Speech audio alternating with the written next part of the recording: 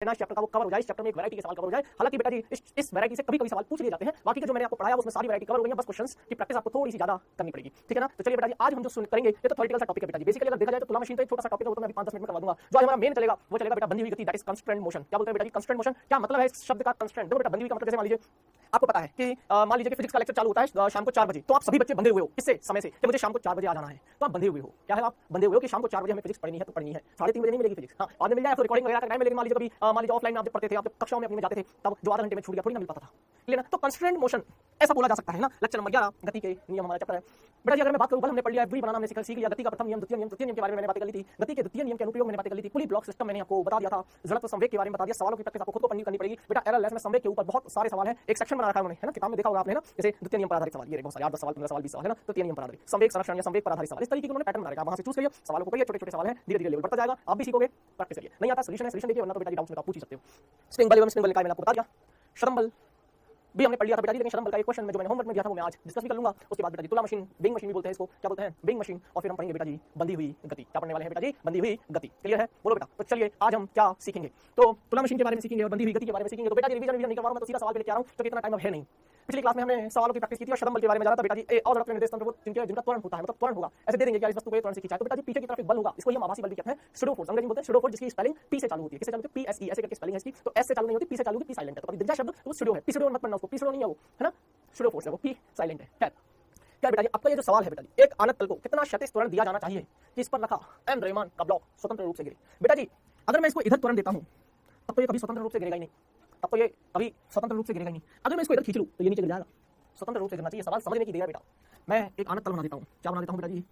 एक आनत तल, ठीक है, इस पर एक स्मॉल एम द्रव्यमान रखा हुआ है और ये जो कोण है बेटा जी, ये कोण है थीटा। क्लियर है? बोला है आनत तल को कितना क्षैतिज त्वरण दिया जाना चाहिए। अगर मैं इसको इतना क्षैतिज एक त्वरण देता क्षैतिज तो ये नहीं गिरता। याद कर इससे जस्ट पहला वाला सवाल, जबकि उसमें वो था कि ये इस वेज के सापेक्ष, आनत तल के सापेक्ष स्थिर रहे। जमीन के सापेक्ष तो वो चल रहा था पिछले सवाल में, अब जब आगे जा रहा था तो ये भी तो आगे जा रहा था। लेकिन इस आनत तल पर अगर मैं तुझे चीटा बना के बिठा दूं, क्या बिठा दूं? चीटा बना के बिठा दिया था मैंने तुझे, तब तूने जब इसको देखा तो तुझे ये रुका हुआ नजर आया था पिछले सवाल में। खैर हमारा सवाल बदल चुका है, हमारी कहानी बदल चुकी है। अभी हमको उन्होंने बोला है कि फ्री फॉल होना चाहिए, मतलब सोच तू इसको सिस्टम को तेजी से खींच ले एक त्वरण से, तो ये नीचे गिर जाएगा, ये नीचे गिरेगा। अब जब ये हट जाएगा, पूरा आनत तल ही हट जाएगा, पूरा आनत तल हट जाएगा, ये चिपक थोड़ी ना रहा है, सिर्फ रखा हुआ ही तो है। अब जैसे ही इसको खींचेगा ये नीचे की तरफ गिर जाएगा। कहानी सिंपल सी है बेटा। तो यार एक चीज तो है, मान लेते हैं कि मैंने पीछे की तरफ इसको एक त्वरण से खींचा, पीछे की तरफ एक त्वरण से। फ्री बॉडी डायग्राम जो तुझे आता है वो तो तू पहले बना लेगा, फ्री बॉडी डायग्राम में कोई लापरवाही नहीं करेगा। आइए बेटा जी पहले फ्री बॉडी डायग्राम बनाते हैं। तो यार बेटा जी सारे बल केंद्र से बनेंगे।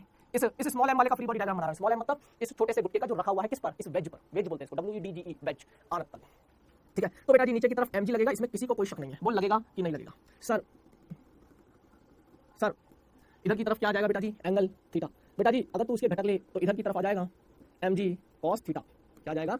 mg cos theta. और इधर की तरफ आ जाएगा बेटा जी mg sin थीटा। बोल। अच्छा एक और बल आएगा, मैं बल कहां से बना रहा हूं? सारे केंद्र से। कहां से बना रहा हूं बेटा जी? सारे केंद्र से। अच्छा एक और बल आएगा, हाँ सर कौन सा बेटा? अभिलंब प्रतिक्रिया बल। कौन सा बल? अभिलंब प्रतिक्रिया बल, नॉर्मल रिएक्शन। अब ऐसी आएगी ना नॉर्मल रिएक्शन, तो ठीक है। इतनी बात तो सर हमारे को समझ में आ गई। थोड़ा सा अच्छा नहीं बना नॉर्मल रिएक्शन, जब तक अच्छा नहीं बनेगा मैं बनाऊंगा। हाँ ये नॉर्मल रिएक्शन। अब सुन बेटा जी यार जब मैं इसको खींच रहा हूं तो यार इस पर एक श्रम बल आएगा, इस पर एक श्रम बल आएगा, जो कि बेटा जी इसका त्वरण है। अजड़त्व निर्देश तंत्रों की बात चल रही है, किसकी? अजड़त्व निर्देश तंत्रों की। तो बेटा जी ये कितना आएगा? जो बल आएगा त्वरण के विपरीत दिशा में आएगा। त्वरण हमने इस वेज को इधर खींचा, वेज को इधर खींचा, तो इस त्वरण के ठीक विपरीत दिशा में बल बनाऊंगा। तो ये अगर इधर है तो इसका ठीक विपरीत इधर है, क्षैतिज। द्रव्यमान लूंगा इसका और त्वरण लूंगा निकाय का। मेरी बात समझ में? त्वरण लूंगा निकाय का और द्रव्यमान लूंगा इसका, स्मॉल एम। ये है तेरा श्रम बल। कौन सा बल है बेटा जी? ये श्रम बल, दैट इज सूडो फोर्स। अब मेरा एक ही काम है सर, यार ये एंगल निकालना आ जाए बेटा। अगर ये एंगल निकालना आ गया तो कहानी बिल्कुल क्लियर है। अब तू सोच के देख बेटा, अगर बेटा अब ध्यान से सुनना बेटा, ये और ये कौन से? mg cos थीटा और mg sin थीटा 90 डिग्री है। ये थीटा है तो ये 90 माइनस थीटा है। अच्छा ma और mg ये 90 डिग्री। पहले तो बता ये वाला कितना है? ये वाला कोण, ये 90 माइनस थीटा। अच्छा ये दोनों जो लाल वाले दिख रहे हैं ये 90 है, तो बचा हुआ ये थीटा है। पूरी दुनिया को पता चल गया, तुम्हें भी पता चल जाना चाहिए। अरे ये सारा ये जो कोण है सर, ये जो सारा कोण है ये 90 माइनस थीटा कितना, सॉरी थीटा है। कितना है बेटा जी? थीटा। मैं यहाँ लिख देता हूँ, ये जो कोण है सारा, ये सारा कोण थीटा है। तो अब सर सिर्फ घटक ले लेते हैं, किसके? ma के। किसके बेटा जी? ma के। इसके घटक लेगा तो बेटा जी एक घटक तो इधर ही चला जाएगा, एक घटक तो इधर, कितना? ma cos थीटा, और एक घटक अभिलंब प्रतिक्रिया बल की दिशा में जाएगा, इधर कितना? ma sin थीटा, कितना? ma sin theta.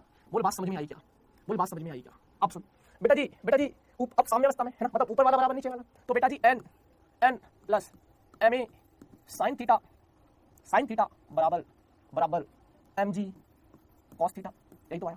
अगर बेटा जी इसको स्वतंत्र रूप से गिरना है तो अभिलंब प्रतिक्रिया बल का मान 0 हो जाना चाहिए। स्वतंत्र रूप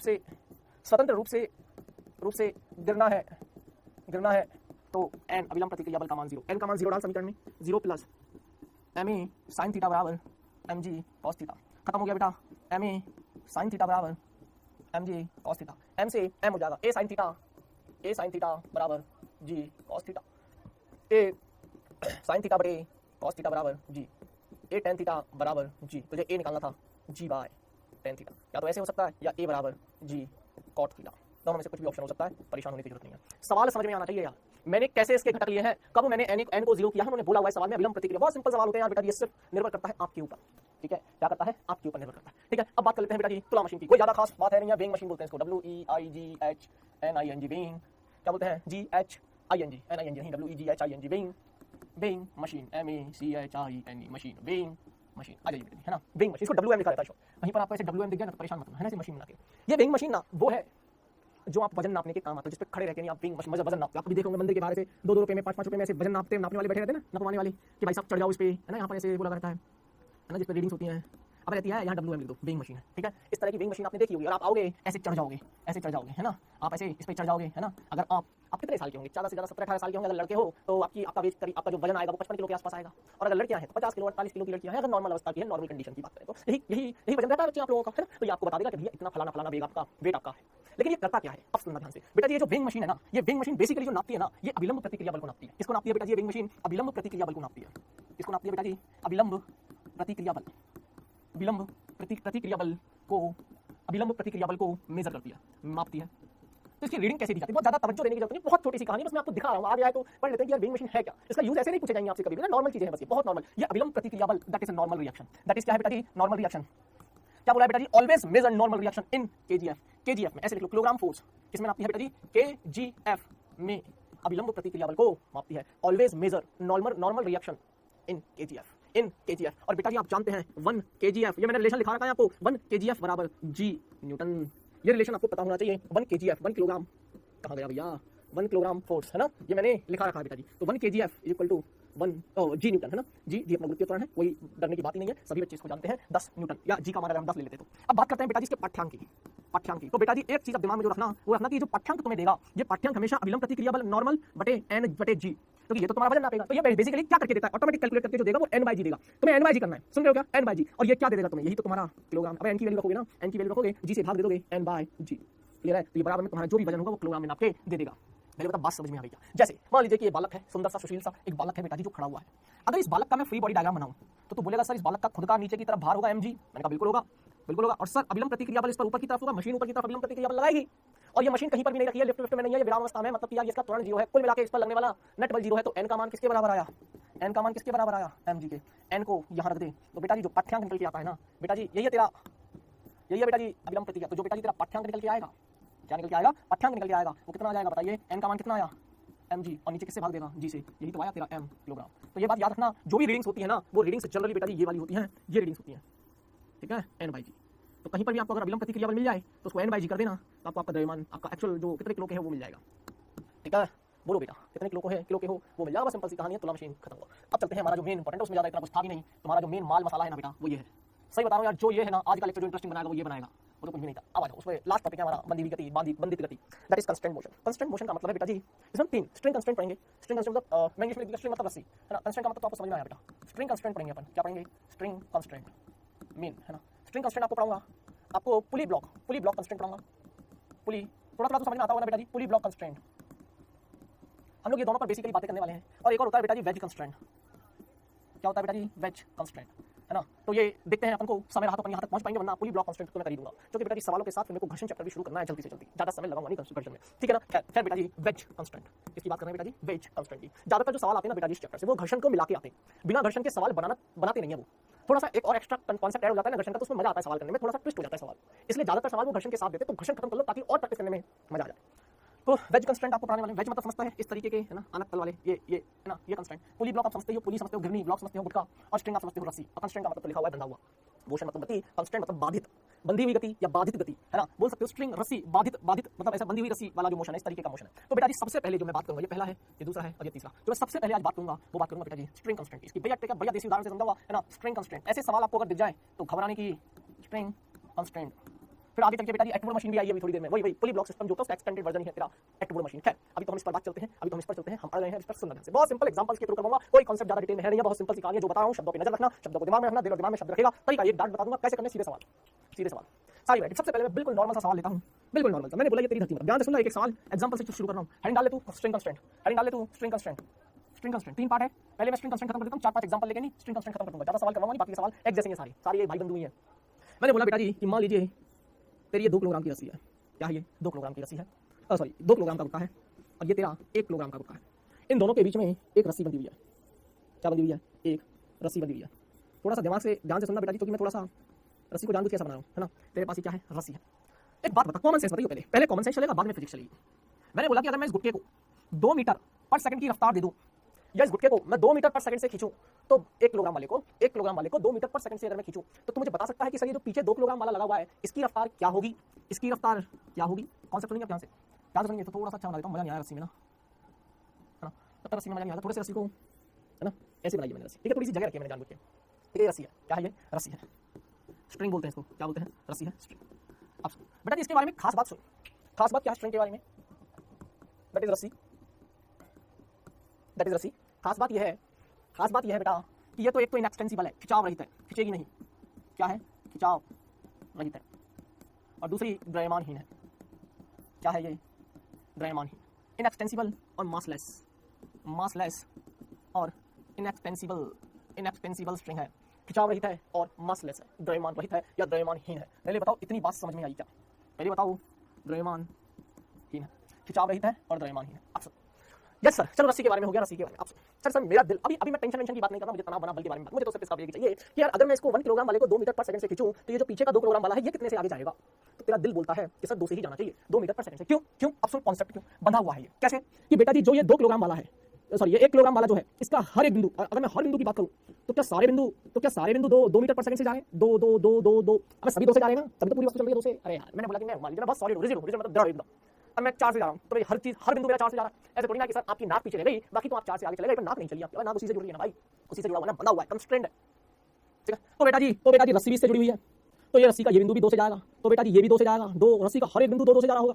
रस्सी का कॉन्सेप्ट समझना, एक इसमें समझना, तो रस्सी का हर बिंदु किससे जा रहा होगा, 2 से जा रहा होगा, हर बिंदु रस्सी का 2 से जा रहा है। खास बात यह है कि किन्हीं भी 2 बिंदुओं के बीच की जो दूरी है या जो लेंथ है वो चेंज हो ही नहीं, क्योंकि रस्सी खिंचाव रहित है, क्योंकि रस्सी खिंचाव रहित है। अब ये सब 2 देख, 2 मतलब ये वाला 2 नहीं, अबे 2 मतलब ये वाला 2 ले रहा हूं मैं, 2 मीटर पर सेकंड से, तो 2 ये भी 2 ये भी 2 से जाएगा। फिर हमें कॉमन सेंस लगा लिया तूने, क्या लगा लिया, कॉमन सेंस। तो तूने बोल दिया कि सर ये वाला भी 2 मीटर पर सेकंड से जाएगा, इसका मतलब ये जो v आया, ये v का मान कितना आया, 2 मीटर पर सेकंड से आया। अगर मैं थोड़ा सा रस्सी को बाहर तोड़ के लाऊं, तो कहानी यही तो हुई थी तेरी, ये रस्सी ही तो है। कहानी को ध्यान से सुनना, ये क्या है तेरी रस्सी पर एक बिंदु ये रहा और एक बिंदु ये रहा, ये ए बिंदु है और ये बी बिंदु है, मान लेते हैं 2 बिंदु है। तो बेटा जी ये भी 2 से जा रहा था, तो ये भी 2 से ही जा रहा। हर बिंदु, प्रत्येक बिंदु रस्सी का किससे जा रहा है, 2 मीटर पर सेकंड से। तो जो ए का वेग होगा वही वेग तो बी बिंदु का भी होगा। अरे यार होगा क्या, नहीं होगा। और सबसे खास बात ये कि रस्सी के अनुदिश होगा, रस्सी के अनुदिश ही तो होगा। ऐसे थोड़ी ना ट्रैवल करेंगे, ऐसे ही तो ट्रैवल करेंगे। और अलोंग द स्ट्रिंग होगा, रस्सी के अनुदिश होगा। क्या बोल रहा हूँ, रस्सी के अनुदिश होगा। बात समझ में नहीं आ रही बेटा, कहानी क्लियर है। चलिए एक एग्जांपल से करते हैं, आई थिंक थोड़ा बहुत तो समझ में आ गया होगा। पहला एग्जांपल खत्म कर दिया, एग्जांपल से समझाया था, एग्जांपल नंबर खत्म कर दिया। अगर बेटा जी एक एग्जांपल और लेता हूं, एग्जांपल नंबर 2। ध्यान से सुनना, चित्र यहीं बनाऊंगा, यहीं सॉल्व करूंगा। एग्जांपल नंबर बनता है ऐसा मान ले, ठीक है, सुनना ध्यान से। आजा अब देख, बहुत सिंपल सी कहानी है, डायरेक्ट सुनना, है ना। ये मेरा ए वाला गुटका रखा हुआ है, द्रव्यमान से मुझे कोई लेना देना नहीं है ना। ये इस रस्सी से ऐसे जुड़ा हुआ है, थोड़ा सा इसको बड़ा बना लेते हैं, ठीक है। और बेटा जी यहाँ पर एक और द्रव्यमान है, जो गुटका है, जो बी है, मुझे नहीं पता। और बेटा जी ये ऐसे जुड़ा हुआ, मतलब तो समझ गया क्या, तेरे को थोड़ा सा फील आया क्या, है ना, थोड़ा सा फील आया क्या, ये ए वाला, ठीक है। ऐसा कुछ मैंने सिस्टम बना रखा है। और मैंने बोल दिया कि ये क्षैतिज के साथ मान लेते हैं 53 डिग्री का कोण है। कितना है, क्षैतिज के साथ 53 डिग्री का कोण। अगर बेटा जी मैं ए वाले को 5 मीटर पर सेकंड से खींचूं, तो बता ये जो बी होगा ये कितना होगा। दैट इज कांस्टेंट बना हुआ है सर, ये 5 तो नहीं होगा, 5 तो नहीं होगा। कॉमन सेंस की बात है, सवाल खत्म हो गया, पूरा सवाल समझाया मैंने तेरे को। सर सिंपल सी बात है। अब सुन, गिरनी सब द्रव्यमानहीन है, इनएक्सटेंसिबल रस्सी खिंचाव रही है, सब कुछ है, ठीक है। सुनो थोड़ा सा फील लेना सवाल का, है ना। यार एक बात बता, सवाल हल करना, यहीं से सवाल हल करनी है, ज़्यादा दिमाग लगाने की जरूरत है नहीं। तो सोच बेटा जी ये 5 से जा रहा है, मतलब इस ए वाले का हर बिंदु 5 से जा रहा है, प्रत्येक बिंदु 5 से जा रहा है, प्रत्येक बिंदु 5 से जा रहा है, मतलब ये बिंदु भी 5 से जा रहा है, जा रहा है, मतलब ये बिंदु भी 5 से जा रहा है, 5 5 5 5 5 5। ओहो, अब आगे तुम रस्सी में, तो रस्सी का भी हर बिंदु 5 से जा रहा है, रस्सी का हर बिंदु 5 से जा रहा है, और रस्सी की अनुदेश है। तो सर ये सब 5 5 5 है, ये सब 5 5 5 5, ये सारे 5, एक मैं इतना डिटेल में बताऊं, 5 5 5 5 5, ये कहीं नहीं जा रहा, गिरनी 5 5 5 5 5 5। तो बेटा जी यहाँ पर जो ये बिंदु जुड़ा हुआ है, ये भी 5 से जा रहा होगा, ये भी 5 से जा रहा होगा, रस्सी के अनुदेश। लेकिन वास्तविकता में ये कहाँ जा रहा है? अरे यार ये वाला बिंदु 5 से जा रहा है।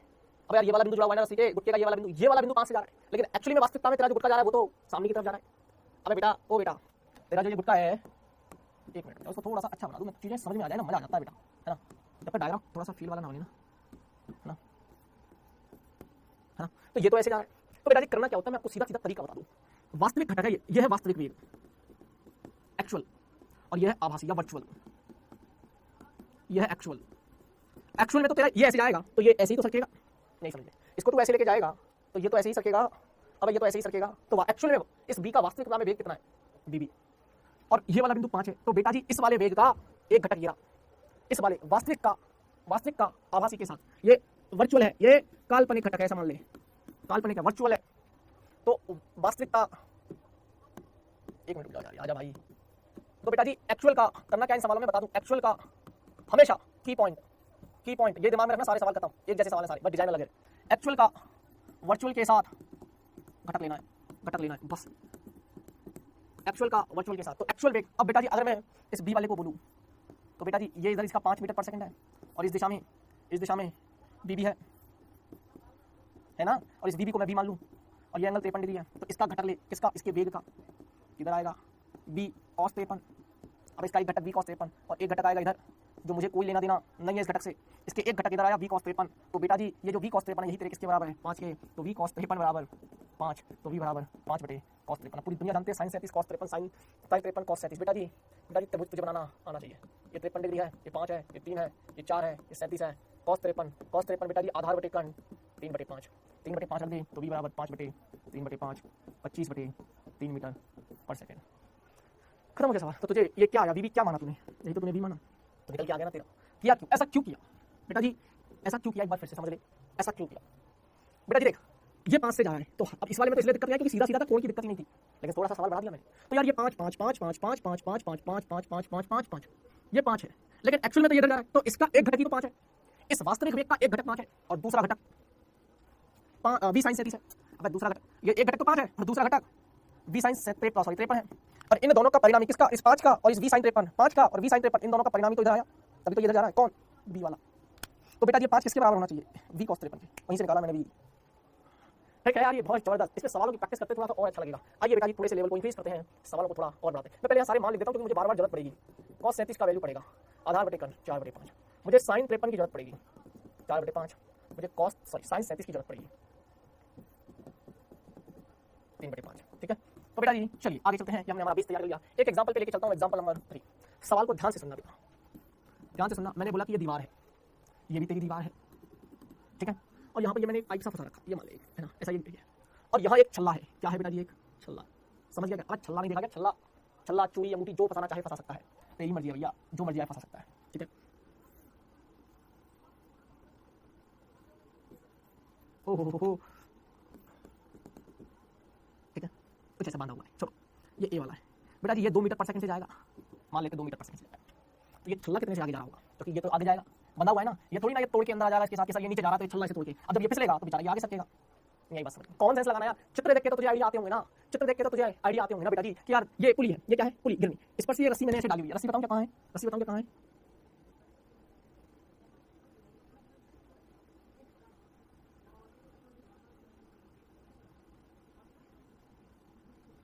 ये रस्सी। अब खुश खुश, अब सुन कहानी। तो बेटा जी मैंने बोला कि ये ए वाला 2 मीटर पर सेकंड से नीचे जा रहा है, बता ये वाला कितने से जाएगा, मैंने कोण दे दिया ये 37 डिग्री। ट्राई करो एक बार ट्राई करो, मुझे ये वी पूछा है। अब सुन बेटा, ये वही कॉन्सेप्ट लगाएंगे, हल इसी में कर देता हूँ बेटा जी। ये 2 से जा रहा है तो हर वो पार्ट 2 से जाएगा, 2 2 2 2, ओहो देखो 2 2 2 2 2 2 2 2 2 2 2 2 2 2, ओहो सर, इसका मतलब ये भी 2 से जाएगा। अबे 2 से तो जाएगा, ओ भाई 2 से ही तो जाएगा, इससे जाएगा 2 से। एक्चुअल का ध्यान से सुनना, क्या करना है, एक्चुअल का वर्चुअल के साथ कंपोनेंट लेना है, एक्चुअल में वास्तविकता में वेग कितना है इसका, वास्तविकता में इधर है, इस वास्तविकता का घटक ले ले, किधर लेगा? हाँ बेटा हो गया सवाल खत्म। इस v का, ये v है ना, यही तो v है, और इस दिशा में तेरा 2 मीटर पर सेकंड है, ये एंगल 37 है, तो बेटा इसके घटक लेगा, इसके घटक लेगा, तो यही तो है तेरा v cos 37 और ये v sin 37। मुझे इससे कोई लेना देना नहीं है, मुझे सारी कहानी इससे लेना देना है। तो v cos 37 का मान, v cos एक लाइन के सोल्यूशन है, v cos 37 का मान 2, v का मान 2/cos 37, सवाल हल हो गया। cos 37 का मान 4/5, 2/4/5, 5 दूनी 10/4, कितना आ जाएगा बेटा जी? 10/4, दैट इज 2.5 मीटर पर सेकंड। खत्म हो गया यार, एक लाइन मत भूलना बस। एक्चुअल का और वर्चुअल के साथ लेना। बच्चे जल्दीबाजी में गलती कर बैठते हैं और वो पता है क्या कर बैठते हैं, वो वर्चुअल का एक्चुअल के साथ ले लेते हैं। वो पता है क्या कर बैठते हैं, मैं आपको फील कराता हूँ। वो इस v का नहीं लेते घटक, वो इस 2 का घटक ले लेते हैं, 2 cos 37, तो v बराबर 2 cos 37, v बराबर 2 cos 37, तो आंसर आ जाता है 2 × cos 37, तो 8/5, 2 × cos 37 4/5, तो 4 × 2 8/5, वहाँ जाता है 8/5 और यहाँ आ रहा है 10/4, उल्टा चक्कर पड़ जाएगा। इसलिए तुम्हें या तो दिमाग में बैठा लो बेटा, या तो तू दिमाग में बैठा ले यार, प्लीज दिमाग में बैठा ले। मैं फिर बोल रहा हूँ बेटा, मैं गलती नहीं चाहता यार, ठीक है बोलो। तो बेटा जी इसका तूने घटक ले रखा है, तो v का लेना है घटक v cos 37। चलिए एक और एग्जांपल पे चलते हैं, थोड़ा सा तोड़ तड़ा एग्जांपल कराता हूँ, उसके बाद थोड़ा सा एडमिट मशीनों पे बात कर लेते हैं। एग्जांपल नंबर 4 पे थोड़ा सा अच्छा सवाल है, हल्का सा अच्छा सवाल, ज्यादा बड़ा नहीं है, पर ठीक है करवाना बनता है ना। ध्यान से सुनना, पहले बता सवाल समझ में आया क्या? अब सुन, है ना, मैंने बोला और यहाँ पर ये धरती माता है, थोड़ी धरती माता को बड़ी बना देते हैं। यहाँ पर एक गुटका रखा हुआ है मैंने, और यहाँ पर भी एक गुटका रखा हुआ है मैंने, ये गुटका है A और बेटा जी ये गुटका है B। ध्यान से सुनना। तो बेटा जी रस्सी को ऐसे जुड़ा हुआ है, समझ में आया क्या? समझ में आया क्या? ये एंगल मुझे दे रखा है 37 डिग्री और मुझे ये एंगल दे रखा है 53 डिग्री, ठीक है। ये घिरनी है आपको जैसा कि पता ही है। तो बेटा जी यही तो तेरी पूरी रस्सी है, एक ही रस्सी है ये। थोड़ा सा फील नहीं आ रहा होगा, तो थोड़ा सा फील लेने वाली बात है बस।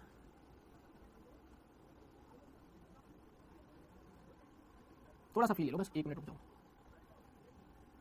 ठीक है।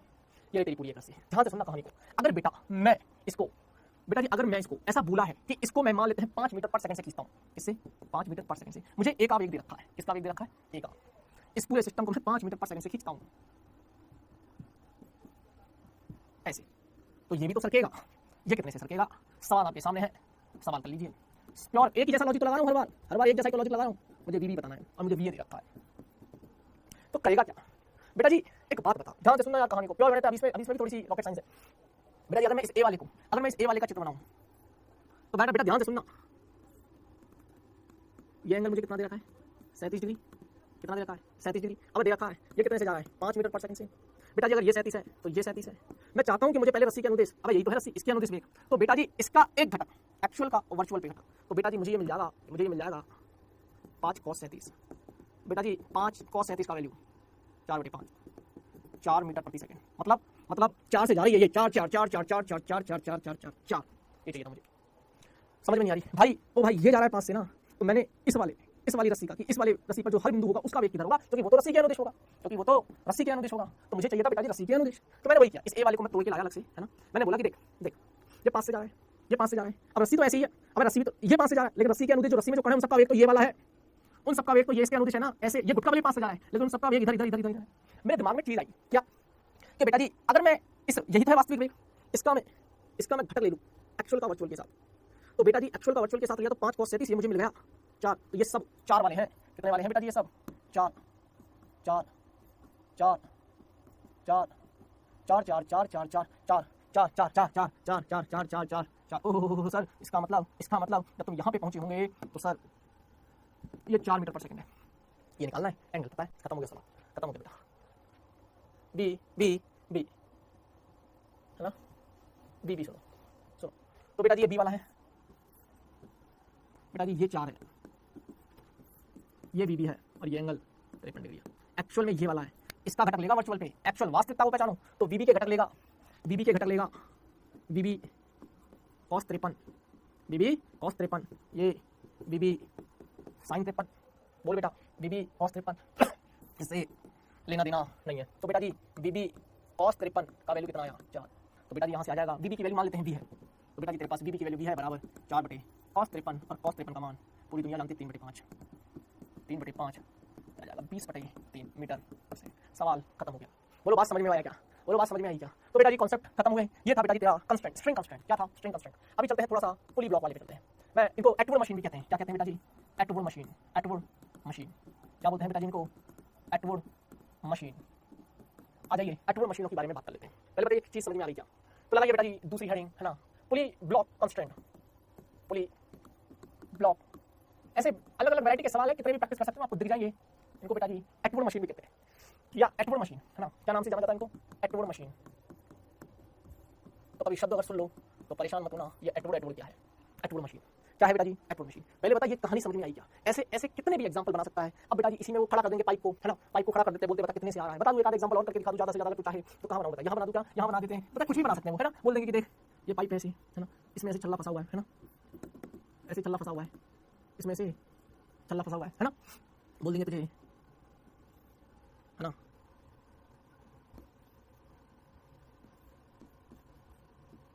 है ना, ऐसे दे देंगे तुझे। करना क्या है? सिर्फ डराने के लिए सवाल है ना। बोल देंगे कि ये ए वाला है और ये जो है ना बेटा जी मान लेते हैं 10 मीटर पर सेकंड से जा रहा है, और ये जो एंगल तुझे दे रखा है ये 53 डिग्री का एंगल दे रखा है। अब कर ले इसमें करना क्या है? अब चेक करते हैं। हमें ये 10 से जा रहा है, 10 10 10 10 10 10 10 10 10 10 10 10 10 या इसको इधर ले जाते हैं, इसको इधर ले जाते हैं, उल्टा कर देते हैं, इधर ले जाते हैं तो ये नीचे आएगा। दिशा थोड़ी सी बदल देते हैं, कोई बात नहीं, क्या फर्क पड़ता है। ले 10 इधर ले जाते हैं, अब 10 10 10 10 10 10 10 ओह सर ये तो नीचे जाएगा वास्तविकता में। मेरा मन वही लेकर आ रहा हूँ एग्जांपल नंबर 5, पहले बाद में करा देता हूँ, मेरा मन हुआ तो करा देता हूँ कि बच्चों को याद प्रैक्टिस और करा दी जाए। ये भी है बेटा ये 10 से जा रहा है, 10 से जा रहा है तो बेटा जी ये 10 आ रहा है, तो बेटा एक्चुअल में तो ये है ना, एक्चुअल का वर्चुअल के साथ कंपोनेंट लेगा तो v cos 53 v cos 53 का वैल्यू 10, तो v बराबर 10 बटे cos 53। अब इसमें घबराना क्या है यार, सारी चीजें तो तुझे सिखा रखी हैं, तू घबराएगा तो बेटा जी काम चलेगा कैसे? cos 53 की वैल्यू 3/5 इंटू 10 बटे 3/5 50 बटे 3 आ गया आंसर 50 बटे 3 होगा इसका नीचे की तरफ। सिंपल है ना यार, बहुत सिंपल है बहुत। अब इसमें कितने भी वैरायटी बना ली, क्या हमारे पेट्रोल मशीन पे भावना में बहने की जरूरत नहीं है। अब बहुत सिंपल सी कहानी, पहले बिल्कुल सिंपल सी कहानी।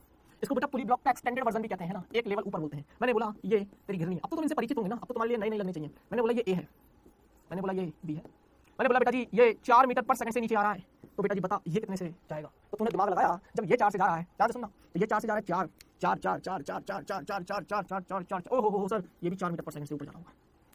सिंपल है ना, करना क्या है? उससे पूछा था कि बता ये ए का वेग कितना है, ए का वेग आ गया 4, तो ये निकाल लिया तूने कितना 4 मीटर पर सेकंड। बोल यार कहानी क्लियर है क्या? बोल यार कहानी क्लियर। अब इसमें प्लस माइनस का भी थोड़ा सा आगे सीन आएगा, देखना पड़ेगा, क्योंकि नीचे की तरफ अगर प्लस ले लो तो ऊपर माइनस, क्या वो चीजें सब धीरे धीरे सीखते जाइए। सवालों को समझो आपको बेटा, सवालों को समझो। ये कॉन्सेप्ट बताता हूं, फिर इसमें एक टेक्निक बता दूंगा आपको, that is point method, that is point method. क्या? Point method. तू चाहे तो मैं तुझे अभी भी सिखा सकता हूं, तू चाहे तो मैं तुझे अभी भी सिखा सकता हूं, लेकिन थोड़ा सा दिमाग लगेगा बेटा जी, बस चाहता है सीखना। या चल थोड़ा सा रुक जा, ये एक एग्जांपल नंबर 1 हो गया तेरा। एक और एग्जांपल पे चलते हैं। मान लेते हैं कभी-कभी तुझसे ऐसे भी दे देते हैं वो, पता क्या दे देंगे तुझे? तुझे बोल देते हैं ये घिरनी है, क्या बोल देंगे तुझे? घिरनी है और ये 2 मीटर पर सेकंड से ऊपर की तरफ जा रही है। यहाँ पर एक गुटका लगा देंगे बी और यहाँ पर एक गुटका लगा देंगे, मान लेंगे वो बोल देंगे ए। बेटा जी बोलेंगे कि ये 4 मीटर पर सेकंड से नीचे की तरफ जा रहा है और ये घिरनी 2 मीटर पर सेकंड से ऊपर जा रही है, तो बता बी का वेग क्या होगा? बता बी का वेग क्या होगा? नहीं आई बात समझ? फिर से समझा देता हूँ। अरे बेटा जी तू ये घिरनी को ऊपर लेके जा रहा है 2 मीटर पर सेकंड से, और ये खुद तो झूल रही है, ये नीचे जा रहा है तो ये ऊपर जा रहा है, या नीचे जा रहा है नहीं पता, नीचे जा रहा है। यानी अगर ये स्थिर होता, ऐसे बंधा हुआ होता, ऐसे मैं बोलता कि यार ये इसका त्वरण दे रखा है, मतलब नीचे की तरफ जा रहा है मान ले फॉर एग्जांपल, तो ये ऊपर जाता, कॉमन सेंस लगा लेता। लेकिन ये नीचे जा रहा है, ये पूरा खुद सिस्टम ऊपर जा रहा है। अब चक्कर पड़ेगा तेरे। चीज अच्छी पढ़ाऊं बेटा आज में, बड़ा इंटरेस्टिंग सा लेक्चर मैंने आज भी बोला था बेटा जी, चीजें कराऊंगा तो तेरे को एक ही दिन में सारा चैप्टर करा दूंगा। पहले बेसिक जान लिया करो चैप्टर का, पहले चैप्टर का बेसिक जान लिया करो। अब इस पूरे कॉन्सेप्ट में ना की पॉइंट सुन ले, पूरे कॉन्सेप्ट में ना की पॉइंट सुन ले। की पॉइंट ये है कि इस पूरे में ना रस्सी की लंबाई नहीं बदलेगी। कौन सी रस्सी सर? कहां से आई रस्सी? ये बेटा पूरी इसमें रस्सी की ना लंबाई परिवर्तित नहीं हो रही, ये रस्सी, इसमें पूरे में रस्सी की लंबाई परिवर्तित नहीं हो रही। अगर मैं यहां से लेके यहां तक रस्सी की लंबाई मान लेते हैं x1 मानूं, और यहां से लेके यहां तक रस्सी की लंबाई x2 मानूं, तो एक चीज कंफर्म है कि सर x1 प्लस x2 हमेशा नियत है। x1 प्लस x2 यही तो है कुल रस्सी की लंबाई। ये अलग बात है कि x1 अकेला बढ़ रहा होगा तो x2 घट रहा होगा, पर दोनों का योग कुल मिला के नियत रहेगा। यार x1 में चेंज आ सकता है, x1 बढ़ रहा है तो x2 ऑटोमेटिक घट रहा है, या अगर x2 बढ़ रहा है तो x1 घट रहा है, लेकिन दोनों का योग हमेशा नियत रहेगा, दोनों की लंबाई परिवर्तित नहीं होगी। इसमें की पॉइंट में यही लिख ले कि रस्सी की कुल लंबाई, रस्सी की कुल लंबाई नियत रहेगी, रस्सी की कुल लंबाई नियत रहेगी, यही तरह की पॉइंट है। अब सुन, अगर मैं इसका अवकलन कर दूं इसके सापेक्ष, समय के सापेक्ष, तो क्या मैं इस समीकरण को ऐसे भी लिख सकता हूं, dx1 बटे dt प्लस dx2 बटे dt बराबर नियत का अवकलन करूंगा क्या आ जाएगा? 0। नियत का अवकलन करूंगा क्या आ जाएगा? 0। बेटा जी स्थिति में परिवर्तन समय के सापेक्ष, अरे सर ये तो वेग कहलाता है। मान लेते हैं बेटा जी ये dx1 है ना, या इसको xa और xb नाम ले लेते हैं, कोई दिक्कत नहीं है। xa या xb है, चलो ठीक है, a वाले की x1 है और b वाले की x2 है, ध्यान से सुनना। तो बेटा जी ये हो जाएगा va, क्या लिखेंगे बेटा जी? इसको लिखेंगे va प्लस bb बराबर 0। लिख सकता हूं कि नहीं लिख सकता? बोलो यार लिख सकता हूं कि नहीं लिख सकता? बोलो यार, बोलो लिख सकता हूं, ठीक है। तो va प्लस bb बराबर 0। क्लियर है क्या? क्लियर है क्या कहानी? बोलो यार va प्लस bb। अब ये जो va आया ना बेटा जी, ये तेरे पुली के सापेक्ष आया। किसके सापेक्ष आया? पुली, घिरनी के सापेक्ष आया बेटा जी। किसके सापेक्ष आया? घिरनी के सापेक्ष आया। तो इसको तू चाहे तो ऐसा भी लिख सकता है कि va p और इसको लिख सकता है वीबीपी प्लस, मतलब ए का वेग पुली के सापेक्ष, ये पुली है तेरी पी घिरनी, तो अबे ऑब्वियसली बात है घिरनी के सापेक्ष तो बात कर रहे हैं लेंथ की, तो ए का वेग पुली के सापेक्ष प्लस बी का वेग पुली के सापेक्ष कितना आया 0। तो बेटा जी इसी समीकरण को आगे एक सूत्र निकाल दूंगा तुझे, डोंट वरी, सूत्र निकाल के दे देता हूं, मेरा काम है अभी सूत्र निकालना। तो बेटा जी वीएपी को मैं कैसे लिखूंगा, वीए माइनस वीपी, अब यार सापेक्ष सापेक्ष गति में पढ़ाया था ना, और वीबीपी को क्या लिखूंगा, वीबी माइनस वीपी। तो बेटा जी वीए प्लस वीपी को क्या लिखता हूं, वीएपी बराबर माइनस ऑफ वीबीपी, अब उधर चला गया, वीएपी की वैल्यू रख दे, वीए माइनस वीपी बराबर माइनस तो है ही है वीबी माइनस वीपी, तो वीए माइनस वीपी बराबर minus VA plus VP minus V, अबे वीबी है ये थोड़ी ना है, और ये वीपी है, थोड़ा सा ध्यान से है ना। तो बेटा जी तो वीपी हो जाएगा 2वीपी और वीए प्लस वीबी, तो वीए प्लस वीबी क्या जाएगा 2वीपी। ओहो सर बढ़िया काम का सूत्र दे दिया आपने, तो वीए प्लस वीबी बटे, तो आज के बाद ये तेरा गोल्डन फॉर्मूला, हालांकि इसकी ट्रिक भी दूंगा मैं तुझे, लेकिन जितना भी मेरे पास समय रहेगा उस हिसाब से मैं तुझे ट्रिक्स दूंगा आने वाले समय में। बढ़िया चीज़ है, कॉन्सेप्चुअल चीज़ है, ध्यान से सुनना, कहीं नहीं उलझने दूंगा, ध्यान ये मेरी बात की गारंटी रखना। वीए प्लस वीबी बटे 2। अब इसका एप्लीकेशन क्या है सर, पूरा डेरिवेशन करवा दिया मैंने, पूरा डेरिवेशन करवा दिया मैंने कि हो क्या रहा है, बोल बात समझ में आई क्या, बोल बात समझ में आई क्या। अब हमें तो सवाल सर इसका करना था, नहीं इसका हाँ हमें तो सवाल इसका करना था, आपने कॉन्सेप्ट तो ये सिखा दिया, हमें तो बी का वेग निकालना है सर, हमें मतलब नहीं है इन सब चीज़ों से, आप ये सब छोड़ो, हमें तो बी का वेग निकाल, इसी को मैं ट्रिक से भी बता दूंगा तुझे, इसी सवाल को पॉइंट मेथड बोलते हैं उसको, पॉइंट मेथड। लेकिन अभी के लिए देख, अब बेटा नीचे जाने को अगर तू नेगेटिव मान रहा है तो ऊपर जाने को पॉजिटिव चिन्ह का ध्यान रखना, ऊपर वाले को अगर पॉजिटिव तो नीचे वाले को नेगेटिव, अगर ये 4 वाले को नेगेटिव ले रहा है तो इस 2 ऊपर वाले को पॉजिटिव लेना ही पड़ेगा। तो बेटा जी अब देख, अब वेग बी का वेग निकालूंगा, ध्यान से सुनना। अच्छा जिसका वेग तुम्हें नहीं पता मान ले ऊपर की तरफ है, अगर बेटा जी ऋणात्मक आ गया तो समझ ले आंसर में तुझे अपने आप पता चल जाएगा कि तेरे गलत माना था, अगर धनात्मक आया तो जो तूने माना वो सही है, और ऋणात्मक आया जो तूने माना वो उल्टा मान लिया। तो बेटा देख बी का वेग कैसे आएगा, ध्यान से सुनना, इसी सवाल खोल रहा हूं, नीचे की तरफ, अबे देखना बी प्लस बीबी है ना, तो बी नीचे की तरफ है -4, सर बीबी मुझे नहीं पता नीचे जाएगा ऊपर जाएगा, मान लेते हैं ऊपर जा रहा है प्लस बीबी, अरे नहीं पता ना बटे 2 तो है, और ये पुली का वेग ऊपर की तरफ 2, यहाँ से निकाल ले -4 प्लस बीबी बराबर 4, तो बीबी का मान 8, कितना आया बेटा 8 मीटर पर सेकंड, क्या किसमें आया प्लस में आया, प्लस किधर माना ऊपर, मतलब ये किससे जा रहा होगा, ये 8 मीटर पर सेकंड से ऊपर की तरफ जा रहा होगा। बढ़िया सवाल, बढ़िया सवाल, बोल ऐसे तेरे पास ना जाने कितने सवाल दिखेंगे। अब बच्चे तू डरता क्यों है यार, तू डरता क्यों, तू डरेगा तो जो और डराएंगे। आजा बेटा जी एक और सवाल करवाता हूँ, फटाफट से कर लेते हैं ताकि कहानी खत्म कर लेते हैं। एक सवाल और करवा दूं क्या है, बोल बेटा, क्योंकि समय तो हो चला है बेटा जी, तो समय तो ज़्यादा है नहीं, ये सवाल नंबर दूसरा था, एग्जाम्पल नंबर 2 लिखा तो है। एक और चल करवा दूं बेटा जी, चल एक और सवाल ऐसा ही करवा दूं, छोटा सा हिंट तेरे लिए करवा देता हूँ, है ना, फिर बाद में मैं तेरे को पॉइंट मेथड सिखा दूंगा तेरे को सीधा। ध्यान से सुनना बेटा जी, कहानी क्या है। मैंने बोला पुली है तेरी, ये 6 मीटर पर सेकंड से ऊपर जा रही है, ठीक है, और या ये ए है, ये 6 मीटर पर सेकंड से ऊपर जा रहा है, और ये मान लेते हैं ये जो पुली है तेरी, मान लेते हैं जो पुली है तेरी 4 मीटर पर सेकंड से जा रही है ना बेटा, ध्यान से सुनना बेटा जी।